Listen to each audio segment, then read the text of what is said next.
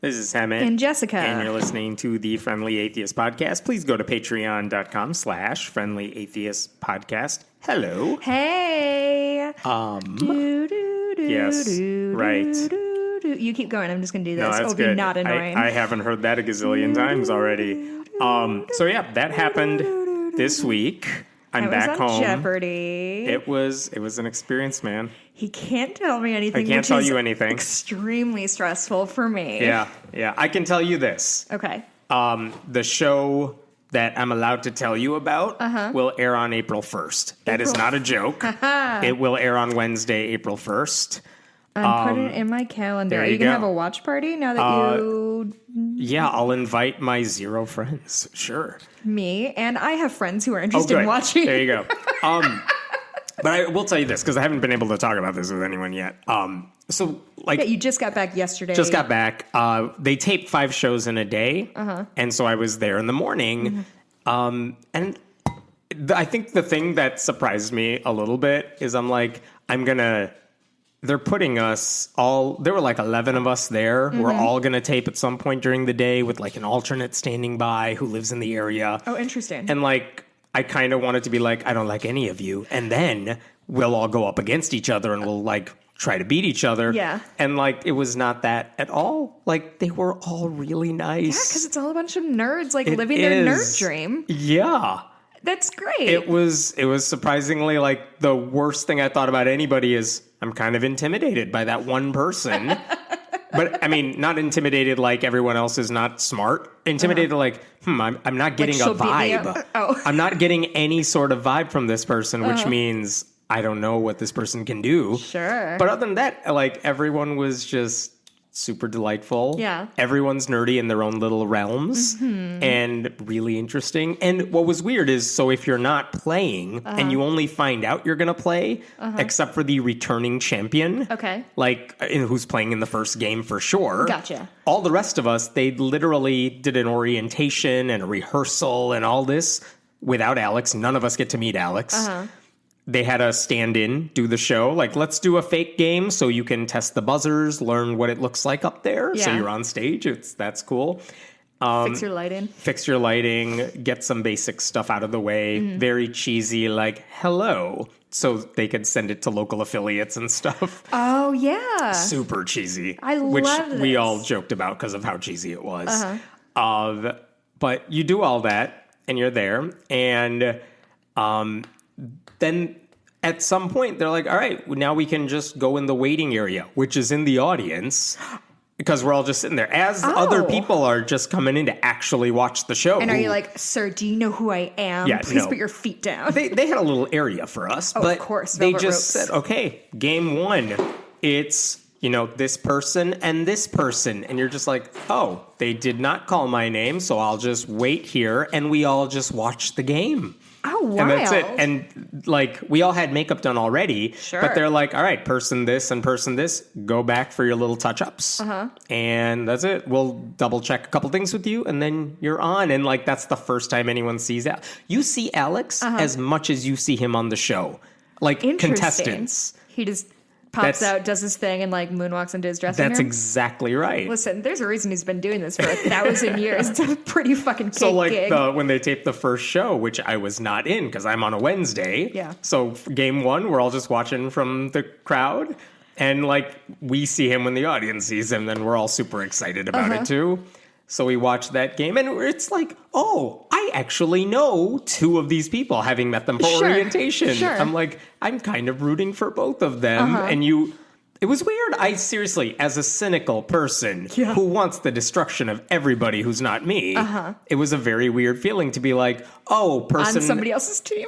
Yeah, and being like, oh, this person got something wrong, and I feel bad for them. Yeah. Or they got something right, and it's like, oh, that was interesting. So... And everyone's watching it, and we're like watching it as if we're watching it on TV, where it's like, I wish I was in this game. I know everything in this game. And I'm sure they give very strict, like, do not shout out the answer, idiots. Oh, yeah. Alex, hilarious. Because the only thing that you don't see on TV really is every time they take a commercial break, that's actually much longer then it would appear on TV. Oh, interesting. And during that time, they're just retesting buzzers, giving people water, telling, and Alex is joking with the crowd. Just that cad. Ask me whatever you want to ask me. Aww. And they're like, this has been published in many places. They're like, who do you want to see replace you? And he's like, well, I want someone who's, young and spry, like Betty White. Like, I'm sure he's given these answers a million times, but hilarious. So that all just happened. And then after that game is done, here's what's also weird. And this is not something I feel like I really would have known. Like, at the end of that, someone wins the game, and you just saw two people's dreams get crushed. Oh, no. And you're going to kind of hang out with them for a little while longer until they leave the studio. They have to go back to the audience? Well, until there's a legit break in the day. Yeah, they're back in the audience. Oh, did anybody cry? I mean, not visibly so, but I'm sure inside everyone's like, well, shit, that was it. That was it. I'm done now. Flush that one down the toilet. Right? Oh, what a bummer. Or even if you won something and then you lose, it's like, well, it's over now. Mm-hmm. And that's a weird thing, everybody wants too. to Ken Jennings it and be on Jeopardy for the rest of their life. Oh, for sure. And we're all like hearing stories backstage, too, from people who work on the show about people like Ken. And it's all good stuff. But it's like, yeah, I mean, they have pictures of those guys holding giant checks. Really? And we're all just staring at that. Physically giant and numerically giant? Physically giant and numerically giant. And we're all like, I mean, literally, that could be us. Yeah. Like, it could be. It won't be, but it could be. So that's a weird feeling. There's a non-zero chance it could be you. Exactly. And so it's just like they did say to us all, come with 3 sets of clothes, just in case. Sure. And you brought the thing I was wearing 3 hoodies and 3 t-shirts exactly that right. matched those hoodies. I came with my one nice thing, and they were like, hey, the collared shirt you're wearing, it doesn't look good on camera, like it's flashing and stuff, which I did not think it would do. So they're like, they're like, you need to change before you go on. So I did, and I'm like, well, I'm down to one crappy thing because I've used up my one good one, and this is my, if anything happens, I'll wear this. If you spill wine on So yourself. I'm down to the last thing. I'm trying to think of anything else I'm allowed to say or anything, but and it goes by so fast. I have 2 questions. Yeah. Did Alex pronounce your name correctly on the first try?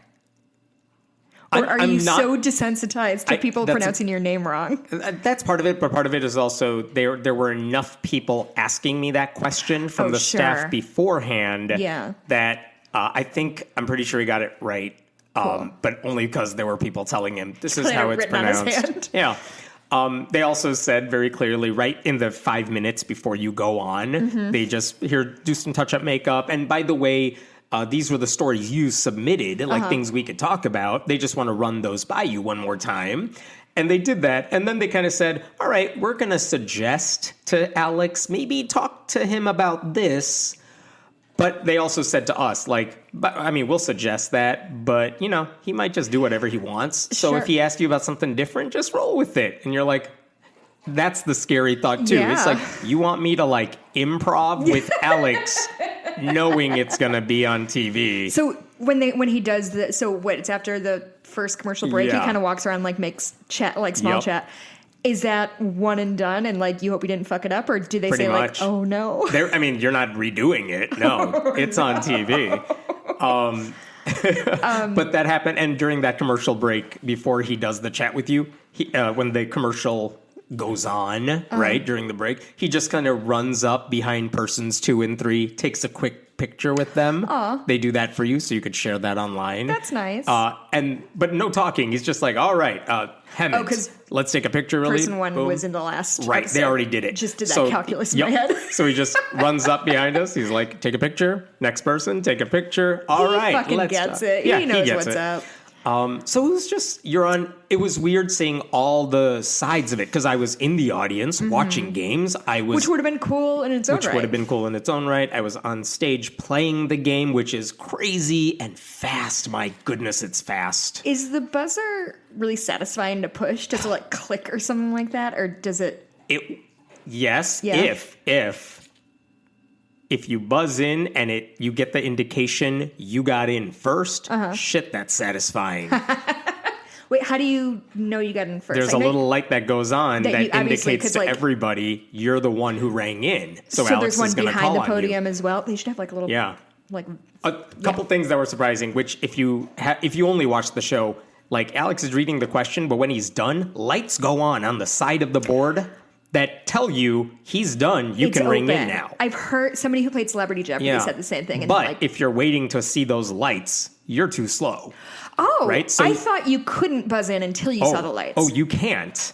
But if you're waiting to see the light and then you think, lights on, let me buzz. Gotcha. Someone's going to beat you to the punch. So there's there's a nice little art to saying, I know he's about to finish reading the clue because I can see the clue on the screen. And as soon as he's done with that syllable, I'll start my click. Oh, because you can see. And hopefully that'll come in just in time. So when it's a clue everyone knows, you're like, all right, I'm waiting now. Because you figure out the answer about halfway through the read, and you're just like, all right, I got my answer. Do you even listen to him, or do you just read the... I'm reading the clue, not listening to him at all, figuring out, okay, I figured this one out, and then waiting for him to get to that last word, and then it's a mad dash. And if you're a little early, they lock you out for like a quarter of a second, which is enough time for someone else to get in. Yeah. So it was, that goes by fast, but it's so nice when it's like, I feel like this is a clue no one knows except me, so it's like, no rush, just get it right.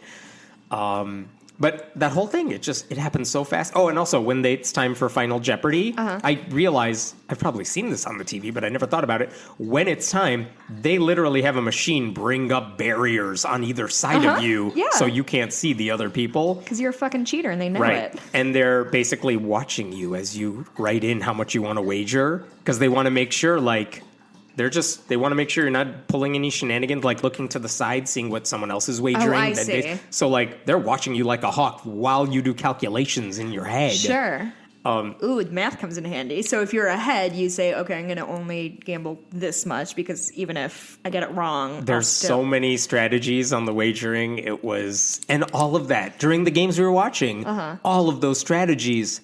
At some point or another, people had to employ. Because it's like, I'm ahead, but I'm not ahead by much. Or I'm losing, but I'm only losing by a bit. Right. Or, if it's a runaway, it doesn't matter. Right. But also, like, or if I'm done by so much, bet it all, because why not? Yeah, so it was, like, all of that. I remember there was at one point, like, doing a calculation at some point in the game, and I'm just like... if you just ask me right now, like, what's 10 plus 11, I'm like, yeah, I can do that. I'm pretty confident in my answer. But when like, they tell you, enter your Final Jeopardy wager here, but until you click this button that says, yeah, I'm done now, when you push that, it's a done deal. It's locked in. You cannot change it. And they're very adamant about this. Sure. As if someone has pushed that button and said, I fucked up. Yeah. And so they're just like, you better know what you're wagering when you push that. And I'm like, I did a simple calculation somewhere. And I'm like, I think I'm right. I think that's what I want to do. But what if I'm not? Like, oh, God, am I making a stupid math mistake on TV? There was a lot of that going on to it sometimes. So that's wild. Man, I can't wait to... I want to discuss, like, clues, and I want to discuss, like, stupid shit I did. Trust me, I very much want to discuss that as well. I know it. So last question. After it airs. Did you say the A word? Did you use the word atheist?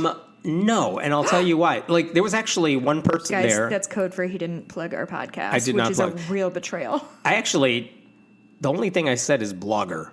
And we didn't talk about what I blogged about. Oh, okay. There was another person during my group who also did a podcast, and they said to her very specifically, because I think that was one of her big things that she mentioned, they're like, you can't say the name of it. You can talk about what you cover on it. I see. And I'm like, oh, interesting. Like, I didn't bring that up to them. Good I didn't to even know. bring up what I write about.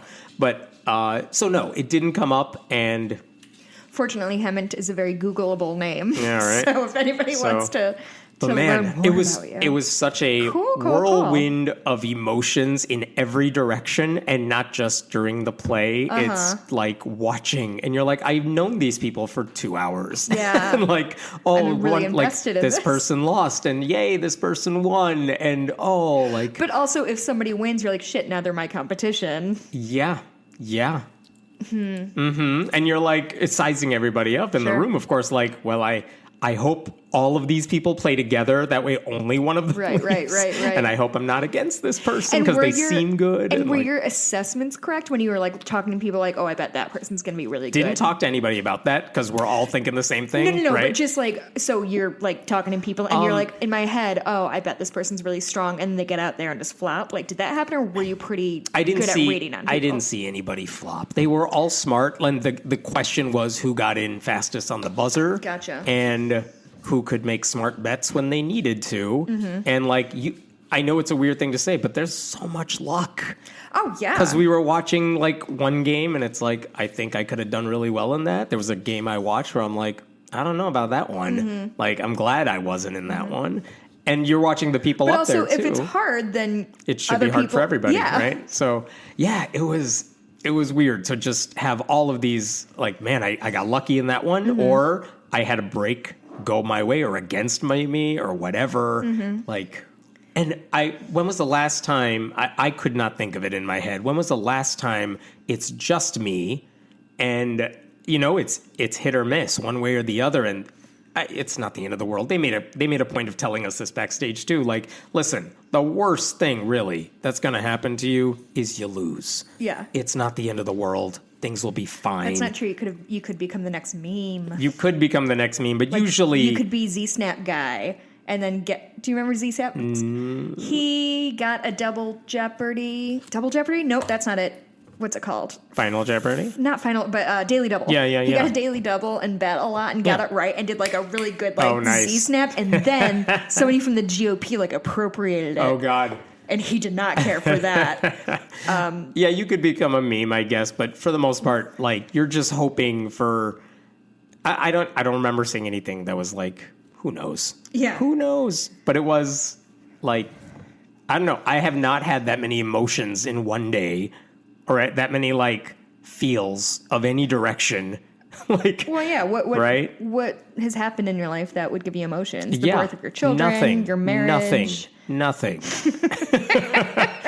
But even those, it's like, I know what I'm supposed to feel, or I know what I'm gonna feel. Yeah. It didn't come as a surprise. This was like, oh, it could be elation or like trauma. Right. In like 3 seconds, and you won't know. And it was weird like that. But cool experience. Get ready for Z-Snap guy? All right, I'm watching Z-Snap guy. It's not a Z-Snap, it's just like a good. Oh, it is a sassy snap. That is good. It is. He got the charisma right. He fucking knows his shit. So, man, I don't know what else to say. If anyone listening has any questions that I can answer, I'm happy to answer them. Yeah, I mean, I feel like whatever the next Friday in April, after April 1st is, we will be doing a full debrief. April 3rd. Yeah. You guys can expect that episode to be 90% Jeopardy content. So we'll talk about it. Yeah. At some point. That'll be great. I'm very excited. All right, let's move on. All right. I want to talk about this thing Jerry Falwell did this week, which cracked me up because I just didn't see it coming. And the way he announced it is he basically said, I am like holding a press conference in like a few hours with the governor of West Virginia. And you're like, the hell are you doing? Heard any of this. Yeah. So like, what is it that you actually want to talk about? And what he does, because Falwell and Liberty University, they're based in Virginia. And so what are you doing with the governor of West Virginia, Jim Justice, who is this, I think he's a former Democrat who switched parties and now he's like a hardcore Trumpist, whatever. But here's Jerry Falwell's big announcement. Basically what they were saying is we need the counties on the edge of Virginia that border West Virginia. We want them to secede. Basically, get out from Virginia and move to West Virginia, which I didn't even realize you could just suddenly move borders like that. Yeah, that's not what secession is. Yeah, and his argument is Virginia, well, whatever. Virginia is a state that is now run by Democrats. After they have that governor who is controversial because of the blackface thing, but he's a Democrat. They have legislature that is finally Democrat, and they're finally pushing for gun reform and civil rights and things Republicans hate. And so Falwell is like, let's all move to West Virginia. And the announcement was there's a love it or leave it, people. So, like, fucking follow your own lead. But, like, if you're going to say, let's all go to West Virginia, you got to give them a reason to go there. We hate it here. Like, West Virginia, I mean, I looked up one source. This is like Newsweek, so take it or leave it. But, like, they are ranked, West Virginia, 50th in the economy, 50th in infrastructure, 48th in healthcare, 44th in education. Yeah. Like, why? Why would you want to go there just because it's Republican? You know, you can always try to vote those people in if you want. No, they didn't get their way, so they're going to take their ball and go home. I know. One Republican... Not to mention that will keep Virginia blue if, like, all those right? people... Like, it's not blue by a lot. Right. It's blue by a little. Mm-hmm. And the only reason that's an issue now is because they barely have a majority now. Right. Like, it could change. But one Republican state senator responded to the whole press conference like, what are they doing? A comedy routine?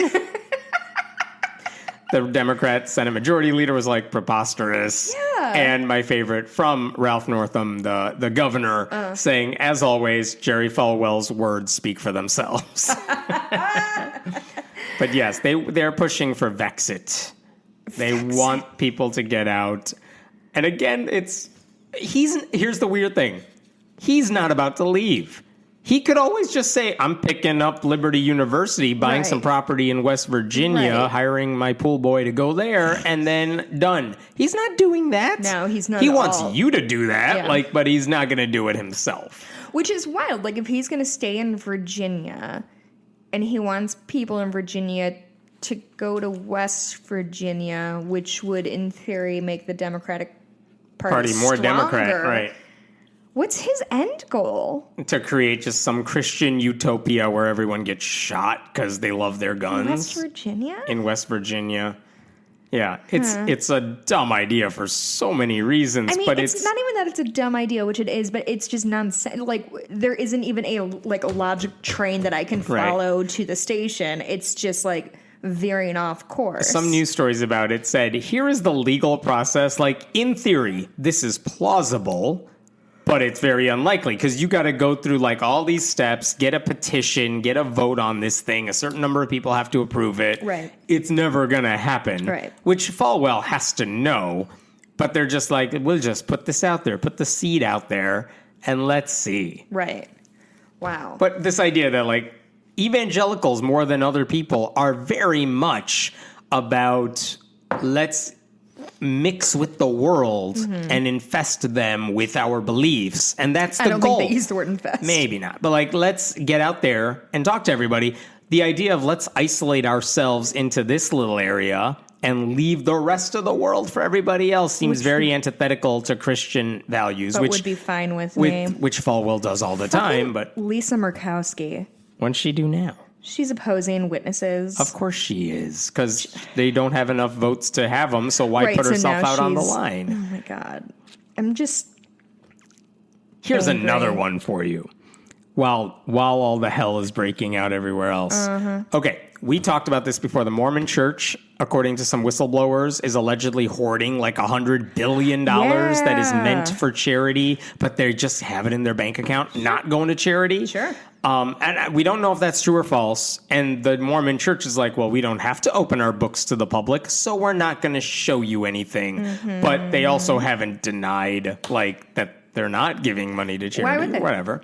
They don't have to. But there's absolutely no there's no obligation there, and nobody in the church is going to twist their arm over it. So this is where I'm going with it. Oh. There is a survey from the Salt Lake Tribune, which is obviously based in Utah. They basically did a survey where they asked people in Utah, do you want tax-exempt religious groups to publicly report their finances? Which, by the way, is something all nonprofits have to do that are not churches. Right. But churches get this special break because God.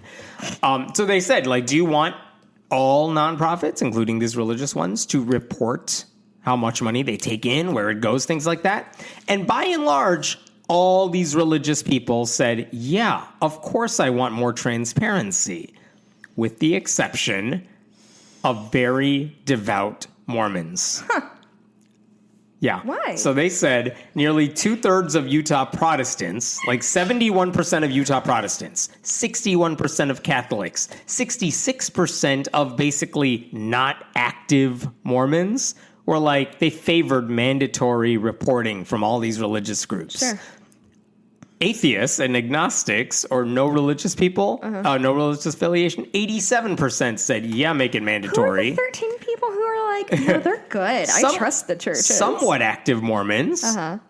Only 45% of them wanted transparency. And when it came to like the very devout Mormons, only 35% were for it. So I think this is an interesting story to be coming out alongside the impeachment hearing that we're listening to that we're watching right now, because it's two groups of people who are just willing to bury their head in the sand and blindly trust somebody or something. And it's just such a wild decision to make of not just like, I don't want to hear, even if well, you which don't do you care? think it is? Do you think the Mormons / the Republicans are like, we don't want transparency because we trust the people who are making the decisions, which I think could be the case with Mormons. They've invested so much in the church that they're like, we trust our church leaders are doing the right thing. Yes. And if they say you don't need to see it, then you don't need to see it. Versus Republicans, who I think are very much like, if we are transparent, this whole party's going to go down the toilet because the truth is going to hurt us. So we don't want you learning the truth. Yes. That's what I think the Republicans are doing. With the devout Mormons, I'm going back and forth with, oh no, if we open the books, people are going to see the whole Mormon church is scamming everyone, versus the devout who are saying, well, the leaders told us they're doing the right thing, and we've given too much of our lives at this point to suggest there may be shenanigans afoot. Yeah, I think that's a solid assessment on it. I think if they even sort of tipped into the whole, like, well, we just want to know, like, transparency is fair. Like, Yeah. I'm not going to transparent- look into it, but I think somebody should. Transparency is not anti-religious. It's not anti the church. No. It's just, let's make sure everyone's doing the right Or thing when you're getting breaks. anti-democracy. Yeah. Yeah, For I mean, Republicans to say, we don't want you hearing from anybody because that's going to hurt us if people learn stuff. it's honestly what it kind of makes me think of is like, if you ever have bad news that you think is probably coming, you're not like you took a test or whatever, you're not 100% sure whether or not like you did well. You just kind of put off finding out one way or the other because you just kind of don't want to know. Right. Like, I think it's that of like, I don't want to know if it's bad news, and like if it's good news, nothing's going to change. This is a fine emotional place for me. I have no problem. Which is all the more reason for the law. When Democrats have power, change the law. Force their hand. Force all nonprofits to be transparent about their finances. Like, it's not it's not anti-religious to say churches have to play by the same rules as everyone else, but they won't do that yet. So they should. Okay, so there's that. I have a timely story. Yes. So the Super Bowl is coming up on Sunday. Are you? Oh, I heard of the football. Heard of the football. Do you do anything for a Super Bowl ever? No. Okay, Jesus, sorry. Do I go out of my house? No. No, I'm not asking if you go out of your house. So the game will be on while I do other things. My friends and I used to have a yearly thing where we had the same thing. We had the Super Bowl on. It was just an excuse to like start drinking at 3 p.m. Yeah. And eat dips. But I'm sort of on a real anti-NFL bend in my life. So last year, Mikey and I went out to dinner and went to see a movie like during the Super Bowl. Just like we very much wanted to like actively not be watching, like not participate in anything. Actually, the year before, we saw Laura Jane Grace. She was playing on Super Bowl Sunday. And that was just a happy coincidence. But anyway, this year we got tickets to Steppenwolf's show because now we're pretentious. Yes.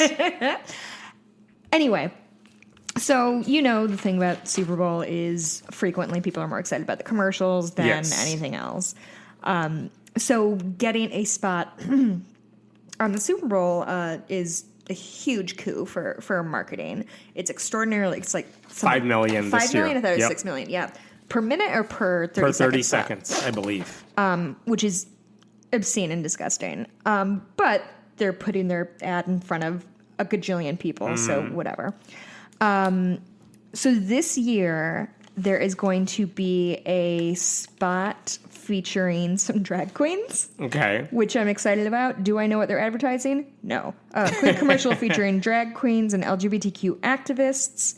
The drag queen ad from Sabra Hummus. Oh, sure. Sabra Hummus. Classic drag culture food. There you go. Anyway, so it has a couple people from RuPaul's Drag Race, yada, yada, yada.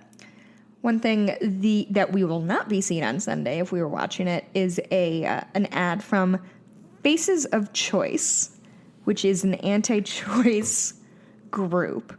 Apparently, they've been trying for more than 6 months to purchase ad time during the Super Bowl, which I have no idea how that works. Wait, this is... Okay, so their argument is, like, Fox, which is running... Fox Sports, which is doing the Super Bowl, said no to their ad. They haven't said no to their ad. They just have not responded. But the thing is, like, the Super Bowl is always very specific. They will allow certain ads and they won't allow certain ads. So, like, years ago, there was an anti-abortion commercial from Tim Tebow, and it was a big deal at the time. But he didn't, like, very specifically, when you saw the commercial, you honestly, if you weren't following the story, you would not even know it was an anti-abortion commercial. It was just I do remember that because he was with his mom? Yeah. This is my mom. She basically alluded to the fact that, like, she had a choice, but she kept me. And then they said, go to this website. Tim Tebow is the praying one, right? Yeah. Okay. And that's what they said. Go to this website and you can learn more. And that's where Focus on the Family did a very heavy anti-abortion push. Right. But the commercial itself was not really political or anti-abortion. But the networks can always say, we don't want advocacy things. Like, you want to sell chips, fine. We don't do advocacy. It's not like... There was a Scientology ad a couple years back. I think you're right. Yeah, that is true too. So again, it changes depending on the network. But the only way this particular one, like the drag queens, this group is mad because how dare drag queens exist? Yeah, they're selling fucking hummus. Right. It's a hummus commercial. It's not like everyone become a drag queen. Yeah. But also... It's not an advocacy commercial. The best possible outcome for the Super Bowl. This, like, people getting mad over them showing, like, a multiracial couple or interracial couple or gay people. And it's funny because this like... If they said yes to an, every pro-choice ad, right, but no to this anti-abortion ad or something like that, okay, fine. We got a legit complaint here. Yeah. It's not that. They're just complaining over nothing. They are. And, like, I don't know shit about shit, but I can imagine that, like, you and I can submit a bid for a Super Bowl commercial, and, like, Fox is not going to call us and be like, hey, Hemant, it's me, John Fox. Like, we're not going to put your fucking Super Bowl. Like, they're just not going to acknowledge it. Yeah. Also, where did they get $6 million? I know, they have way too much money to... Way too much money. So what they wanted to air was an ad that premiered during the March for Life last week, where... So it was on TV in other places, but they also wanted in the Super Bowl. I think it was on TV in other places, but they filmed it they screened it on those, like, outdoor screens. Oh, okay.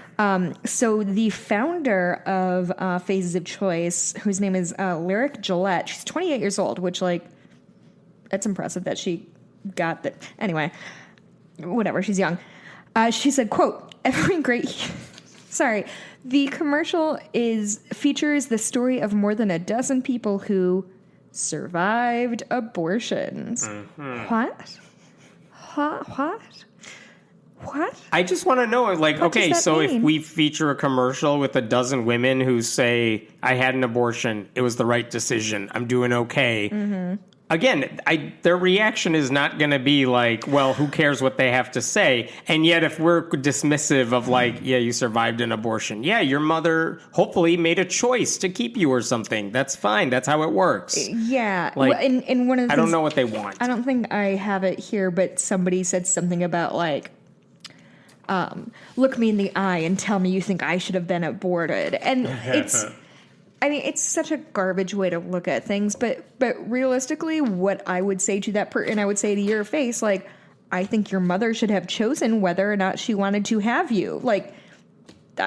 Sorry, if Hemant isn't born, I don't get this podcast, I guess, but, like, I think your mom's autonomy is more important than this stupid show. Anyway, she says, quote, every great human rights movement in history has been anchored to the stories and the faces of its victims.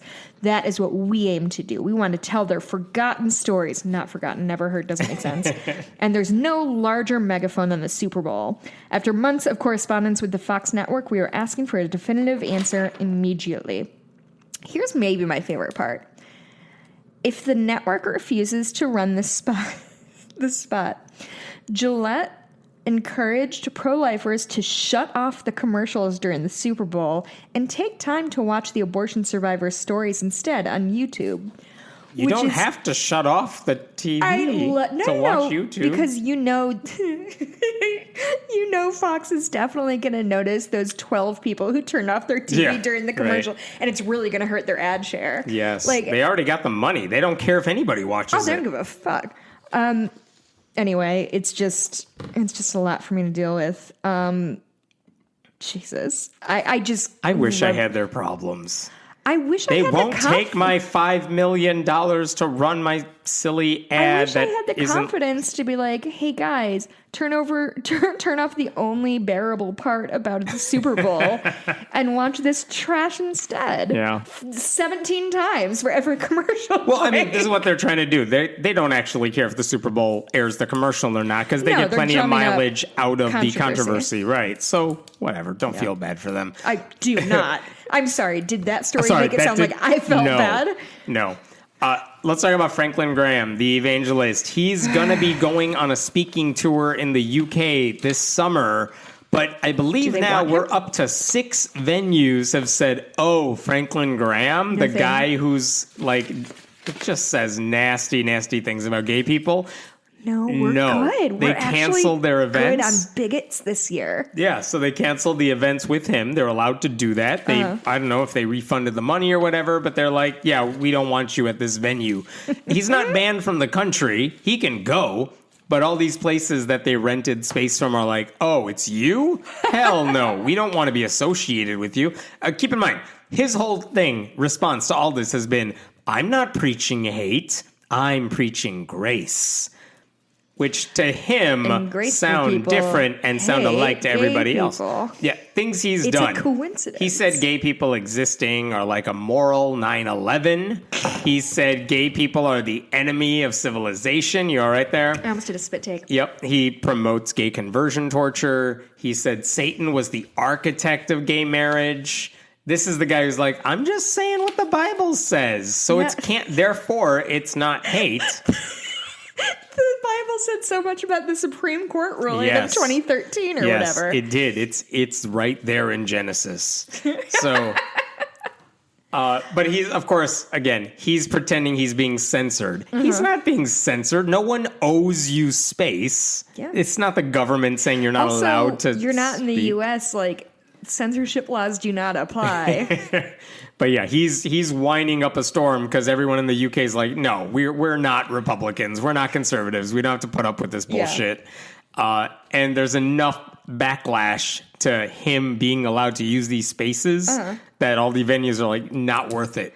Yeah. Take back your money. We'll hire some shitty band. Like, I'm no fan of capitalism, but like, this is the kind of thing where it works of like, if a venue thinks they're going to lose more money by supporting this idiot, then they are going to gain by letting him in. Say no. Yeah. There's no rule. They can't not. They're allowed to do it. It's fine. Here's a totally different thing, but along the same lines. There is a new lawmaker in Mississippi. She's a state representative, Jill Ford. She just got elected in November. She just took office this month, January.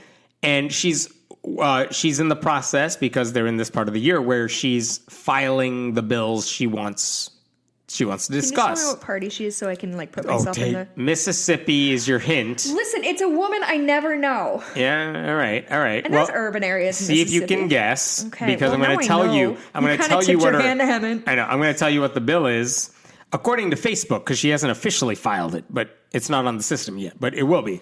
Her goal is to begin every morning in public school with the Lord's Prayer. No, thank you. Every public school in Mississippi. Nah.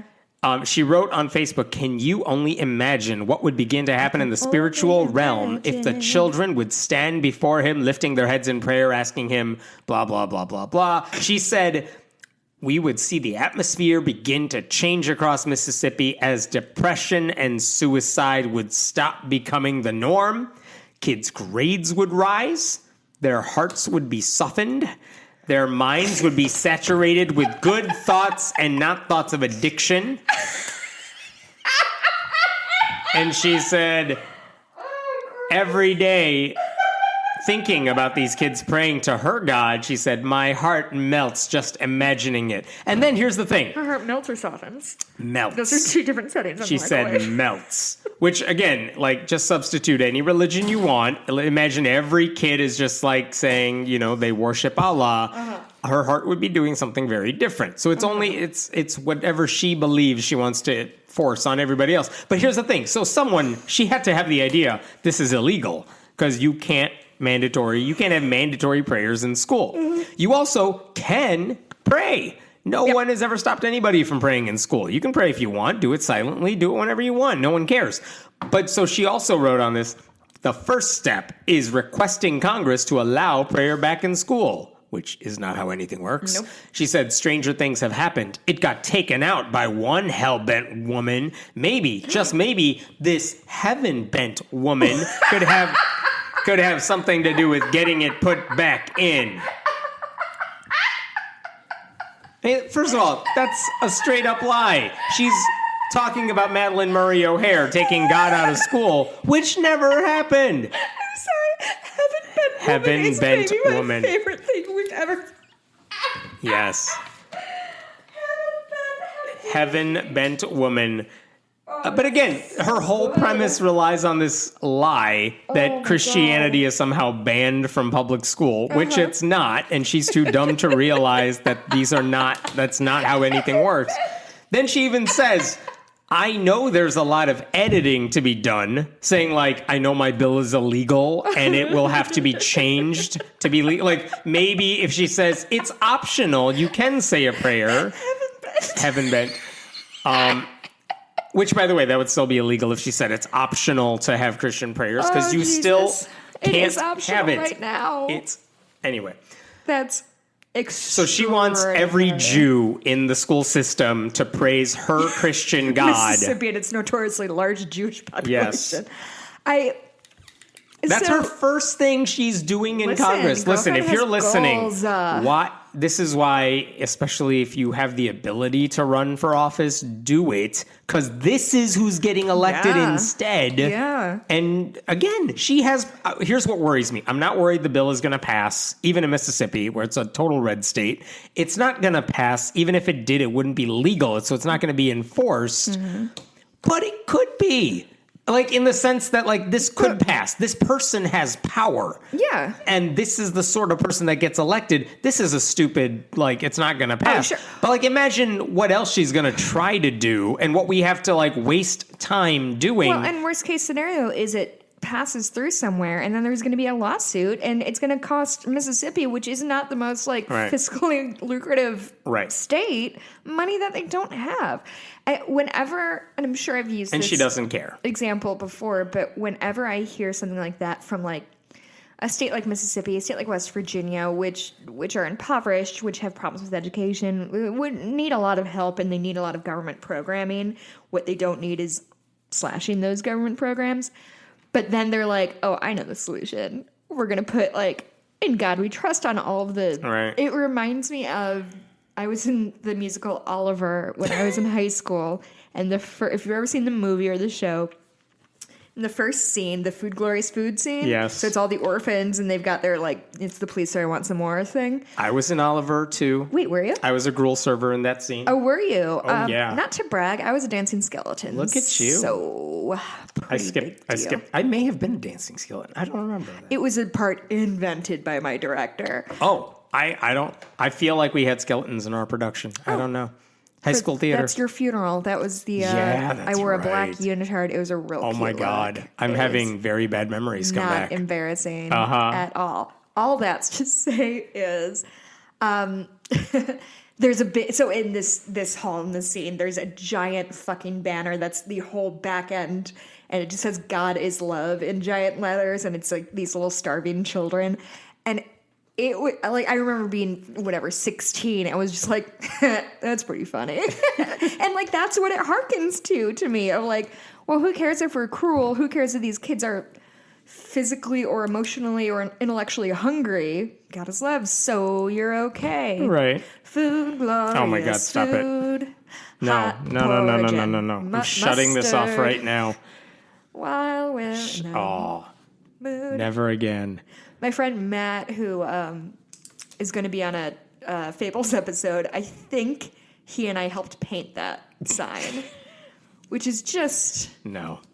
Yeah, it really says a lot about just which is wild. It was like a public high school. Yeah. And we were like, cool, God is love, got it. The biggest letters we can? Great. Do you have 25,000 square feet of canvas? Good news. I'm going to use my whole Saturday and paint this because I have a lot of other friends and many other choices in my social life. All right, we got to talk about E.W. Jackson. He's a right-wing radio host, former candidate for lieutenant governor of Virginia. This guy isn't a nobody, but a few years ago, or here's what he said this week. He said... It's shameful. It's disgraceful for anyone to call Donald Trump a dictator. And he said, like, you should be censured if you're doing it. Like, I don't know what that means in his head, but... No, but... Like, at least he's saying it's a bad idea. No one should ever... They don't get it. If you speak out against this guy and call him a dictator, then the government is going to fucking come after you. Do they hear themselves? Here's what he said. When you call a president a dictator, when you say he is a dictator, I'm sorry, you should be censured by the United States Senate for putting the life of the president in danger. You cannot say that about the president, which is an interesting thing, because guess what he said a few years ago? Yeah, what did he say about Obama? I bet what did he say about quotes. Obama? He said Obama, quote, sets himself up as some sort of king or dictator. Okay, the hypocrisy, obvious. Okay, that's great. So people pointed that out, right? Wing Watch pointed it out. And so how did E.W. Jackson respond? Wasn't me. Because he can't deny it. No, stop this. No. I'm really kind of feeling myself. It's Friday. No Shaggy. Got a big weekend. This is a No Shaggy podcast. You know Shaggy? I studied a lot. He said... He's talking to himself now. The question is, well, Bishop, isn't that a little hypocritical? If you said Obama was setting himself to be a dictator and then you complained... She said it. He said, he's like, and then you complain about Nadler claiming that President Trump is a dictator. That does sound a little hypocritical, right? No, it's not. He goes on. Tell me why. This is the thing you have to understand about the left folks. I think because of their godlessness, because of their spiritual deficit, their intellect is very, very superficial. I'm going to keep reading because it gets better.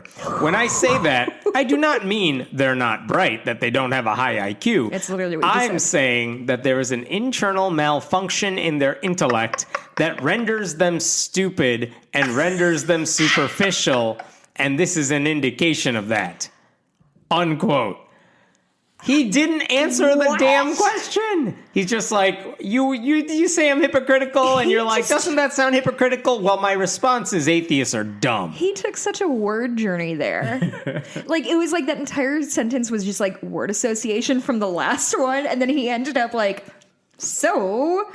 Squirrel. Yeah, that's it.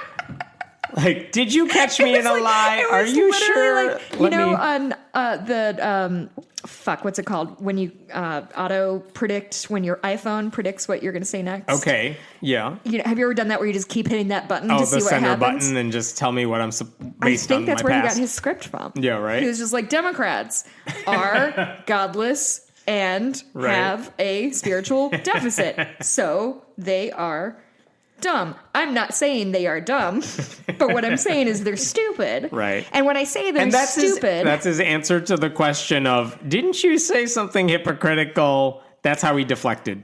I wasn't a hypocrite. You're an idiot. Yeah. Yep. Which I guess is a pretty good defense. These people don't even listen to themselves. No, he did. He listened to himself and he was like... And caught himself realizing, oh no. He caught himself in the lie and he was like... Good news. My oratory skills will get me out of this one. Democrats are godless and dumb. So, fuck you. I have a couple stories. A couple bummer stories. Let's just bring down the mood here for a sec. So, we've been dealing with a lot of news about asylum seekers. Okay. Frequently we talk about it in the U.S., but... Australia also tends to take in a lot of asylum seekers. So a few years ago, there was a ruling that said that if you are seeking asylum in Australia, you go through the interview process. if you are gay or if you're part of the LGBTQ community, they cannot reject you on that basis, nor can they say, like, could you try not being gay for a minute? Unfortunately, a recent study that came out shows that wasn't, like, super effective.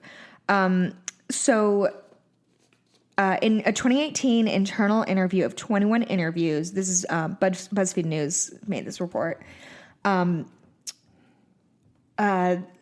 reviewed that 21 people seeking asylum because of their why can't I read this? Okay, so four of the 21 randomly chosen interviews, so these are interviews of asylum seekers with the people who allow them to come in or not.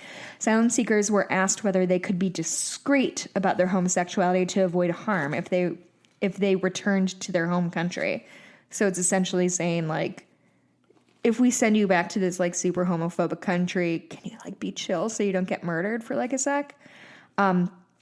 3 had claimed that they were discreet about... That seems to suggest that if we know you're gay, like, we may not take you, and so maybe you want to keep it on the DL before anyone else finds out. And if we know you're gay and we send you back to where you came from, we are acknowledging that we are putting you in danger, and we're just going to be like, can you just, like, wear less eyeliner or whatever? That's not fair. That wasn't funny.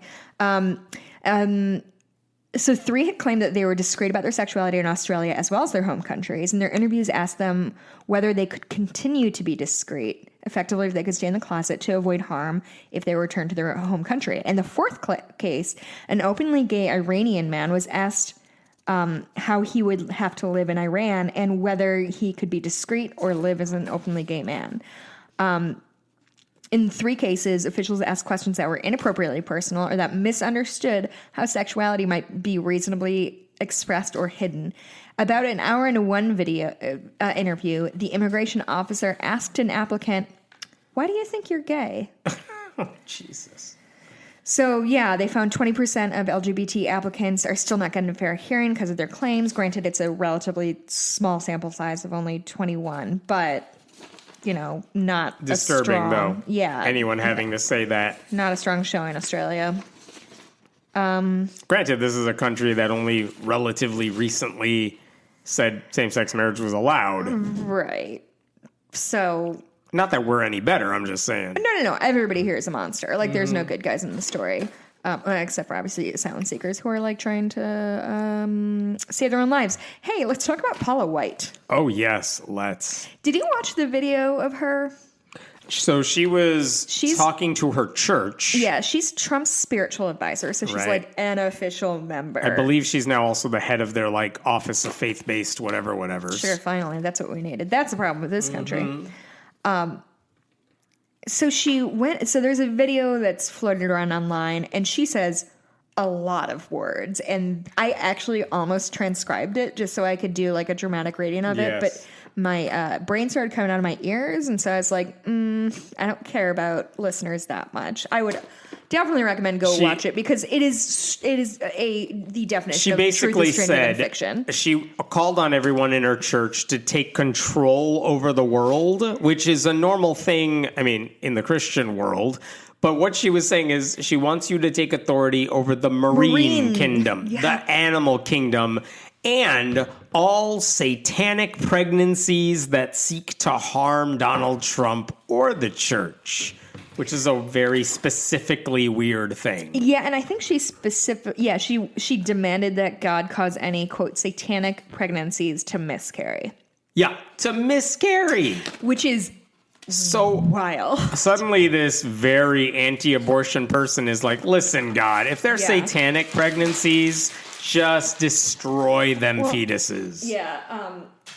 So it's so racist on its face. You know what I mean? Like, it's just such a, like, we all know who she's talking about when she says, like, satanic pregnancies. She means brown people. She means Muslim people. She means atheists. Like, it's awful. Liberals. I don't even think it's racist. I think she's just talking about liberals. You don't think she's thinking, like, brown people? You know what? There's a lot of problems I have with her. Her being openly racist isn't one of them. Wow, congratulations, Paula. But supporting Trump and his racist policies, that, yeah, sure. Right. But when she says satanic racist words with her racist mouth. Not that I can recall. When she says satanic pregnancies, like she's just basically referring to everyone who doesn't think like her. Which, again, isn't saying much and does include a lot of brown people. I was going to say. But it's not specific just to us. So the Church of Satan had a response. Which is that alone. The so Satanic Temple is like, excuse me, we see the bat signal. We're going to respond to this idea of satanic pregnancies. Genuinely, and I don't know if we give enough credit. Like, the Satanic Temple is just doing such good work out there. I feel like the Satanic Temple has picked up the mantle of the flying spaghetti monster. I was like, listen, I got this. Yes. Someone called. So they wrote a letter to her. I won't read the whole thing, but there's some really strong moments in here. Greetings from the Satanic Temple. It was an open letter, obviously. We are very pleased this weekend to learn that you had recently publicly prayed for God to induce miscarriages and satanic pregnancies. At a time in which Satanists have had to fight desperately to retain their bodily autonomy in the face of increasingly restrictive anti-abortion laws, we are glad that your, quote, logic must necessarily lead you to support unrestricted abortion access for Satanists seeking to end unwanted pregnancies. So they asked her to support their religious reproductive rights campaign, which would say, like, you can't restrict a Satanist's right to an abortion because it's their religion. Consistent with our tenets, which call for bodily autonomy and acting in accordance with best scientific evidence, TST, the Satanic Temple, religiously objects to many of the restrictions that states have enacted that interfere with abortion access. TST is taking many steps on behalf of our members and those who share our beliefs to establish exemptions from laws that do not promote the health and safety of patients and violate our conscience and beliefs. As you know, more than half of all abortions in the United States are sought by Christian women, while 38% are sought by the non-religious. Anyway, so it goes on like that. We're impressed. I feel like I don't even care about the letter. I just like the Satanic Temple has something to say to Paula White about satanic pregnancies. I'm obsessed with the fact that it started with greetings from the Satanic Temple. Like, that is such a strong opening bid for, like, a letter to somebody on Trump's staff. Like, hey, it's me, Satan. Yeah, you were just talking about guys? When I was in California, my friends and I became really obsessed with doing YouTube influencer video imitations. Okay. Hey guys, it's me. So many of you guys have been asking about how I do my eyeliner. Anyway, literally no one was asking. Literally the entire night we were just... Don't forget to rate and subscribe. Anyway, it just became a thing I was really obsessed with. It was that funny. We got time for one more. I have a really, really quick one. Yeah.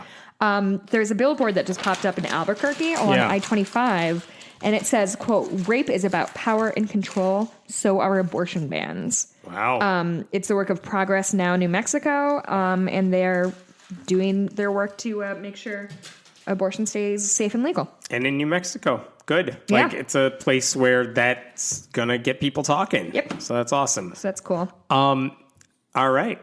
I'm done. I got nothing else. Just really quick, apparently, like right after we recorded last week, Alex Azar, who's the Secretary of Health and Human Services, released a statement.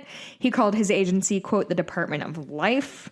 Health and Human Services is the Department of Life, so fuck women. Like, don't care. Not interested in their health. This is a complaint I have a lot, that the right has, like, taken words away from us because, like family and life and values and like I have all of those things, but I can't describe any of them because it will, like, pin me as anti-choice. Whatever. Like, that's all it is. It's not their the method of we're going to message. take healthcare away from people. We're going to make it harder for people to get care. We're the Department of Life. Yeah. Like, the only life they care about are lives that don't exist. His statement described the Trump administration as, quote, the most pro-life administration in this country's history. We're proud to be the Department of Life and will continue protecting life and blah, blah, blah, blah. Yep. Oh, they also called, this is from the Department of Health and Human Services, called the March for Life as, quote, the largest annual human rights demonstration in the world. Hey guys, suck my dick. Fuck you. And with that, Hemant, do you have any good news? Anything coming up this week that you want to talk about? Man, about? I'm all newsed out from the week. Yeah. It's been an emotionally exhausting week. Just going to take it easy. I'm taking it easy. Good. And my friend and sometimes guest host of this program is coming over tonight. We're Sweet. going to have fun. Have a sleepover. Nice. There's going to be edibles involved, and I'm just really excited. I'm trying to get her to watch the 1998 version of Cats, because we did watch the new version of Cats together, and I just think she'll enjoy the 1998 version together. Also, if you want to hear me opine much more about Cats, keep an eye out for my interview with Guy Branum. That's coming out probably this week. I'll get that over to you, and you can hear my many thoughts on it. You can... Where do we reach you? Find me on Twitter at Blueberry, BLUEBURIE.